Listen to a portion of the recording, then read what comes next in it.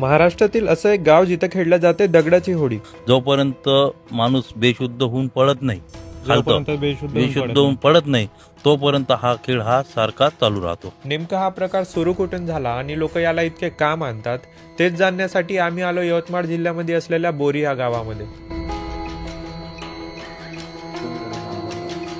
आता आजोबा आमचे सांगतात का असं होतं तसं होतं, पण आम्ही आज साक्षात म्हणजे प्रत्यक्ष पाहत आहोत.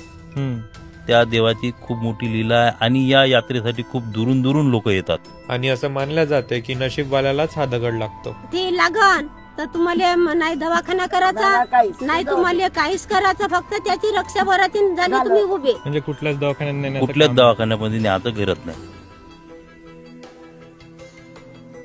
बेसिकली गावामध्ये कबड्डीचा एक गेम घेतला जातो आणि जो कबड्डीमध्ये शेवट उरेल त्याची काढल्या जाते प्रेत यात्रा. ज्या प्रकारे आपल्या घरची एखादी मयत निघते त्या प्रकारे ते मयत काढण्यात. पिढ्यानपिढी जपलेली ही परंपरा आजही या गावात तितक्याच अभिमानाने साजरी होते. आपला आजचा प्रवास इथेच संपला, आपला आजचा ब्लॉग इथेच संपला. ह्या गावात येऊन खरंच खूप छान वाटलं. इथच्या लोकांनी खूप चांगलं सहकार्य केलं.